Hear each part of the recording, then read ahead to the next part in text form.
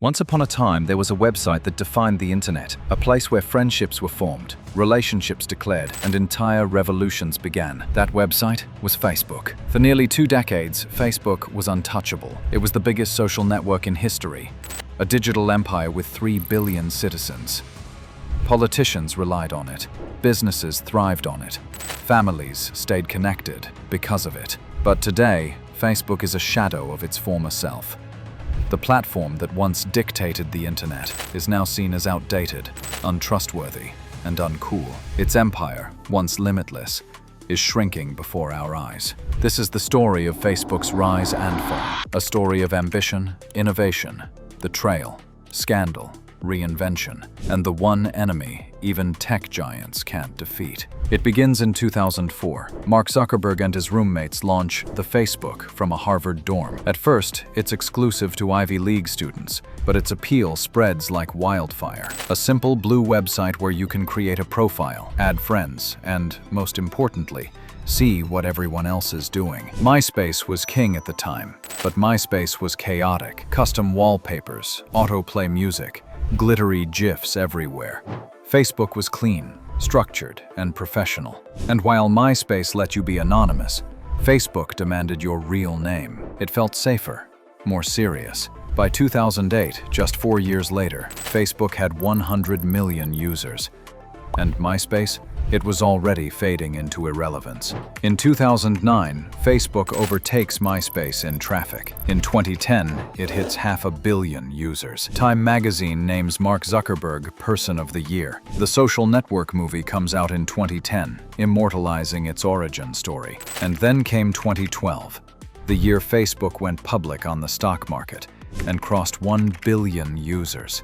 1 in 7 humans on Earth now lived part of their life on Facebook. Zuckerberg wasn't just a college dropout anymore. He was one of the most powerful people on the planet. But power comes with consequences, and Facebook was about to discover just how heavy that crown really was. Why did people spend so much time on Facebook? The answer lies in psychology. Every notification, every like, every red notification bubble, it was designed to trigger dopamine in your brain. The more you scrolled, the more you wanted to scroll. By 2016, the average user was spending 50 minutes a day across Facebook, Instagram, and Messenger. That's longer than most people spend eating, reading, or exercising. Facebook had become a golden cage. You couldn't leave, even if you wanted to. During its golden years, Facebook wasn't just entertainment, it was power. The Arab Spring uprisings were organized on Facebook. Small businesses relied on it to find customers. Politicians built entire campaigns on it. Facebook wasn't just part of the internet, it was the internet. Excited. But this power came at a cost. With billions of people on one platform, the line between communication and manipulation began to blur. The world saw just how powerful Facebook really was. Fake news spread across the platform like wildfire. Misinformation about politics, health, and world events reached millions. And then came Cambridge Analytica. In 2018, whistleblowers revealed that Facebook data had been harvested to influence elections. Over 87 million profiles were exposed. The world realized Facebook wasn't just a place to share memes, it was a weapon. Zuckerberg was called to testify before Congress. For the first time, Facebook's shine was gone. It wasn't cool anymore. It wasn't trusted anymore. A survey in 2019 showed that 44% of Americans took a break from Facebook after the scandal. Millions deleted their accounts. And teenagers? They never showed up in the first place. By the late 2010s, it became obvious. Facebook was not the platform of the future. It was the platform of your parents. Excited. Pew Research found that only 32% of US teens said they used Facebook at all. Compare that to YouTube at 95%, Instagram at 72%, and TikTok at 67%. Curiously, Facebook is a place where your mum shares minion memes and your uncle argues about politics. It's not where they spend their time. Ask a 16-year-old if they're on Facebook and they'll probably laugh in your face. Excited. And in social media, perception is everything. Once you're seen as uncool, you're done. While Facebook was struggling to repair its image, TikTok exploded. Launched internationally in 2017, TikTok's short-form videos were addictive, fun, and designed for Gen Z.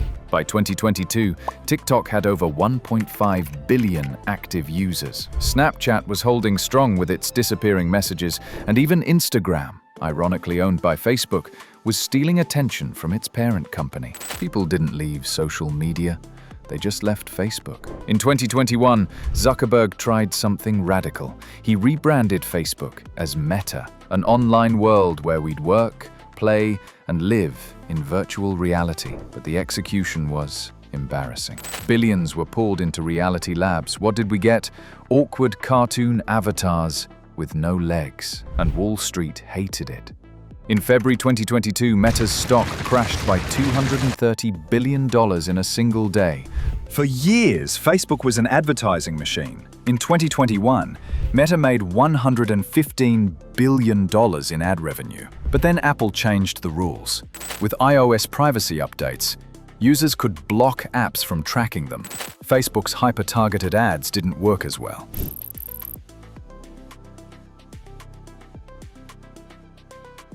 Think about that. $10 billion gone. Not because of competition, not because of a scandal, but because Apple flipped a switch. So what does Facebook feel like now? For many, it's a digital ghost town, a place where parents post family updates, while younger users live on TikTok, Snapchat, and Instagram. The energy that once made Facebook irresistible, the endless friend requests, the excitement of building your profile, the dopamine of likes, all replaced by endless reels trying to mimic TikTok.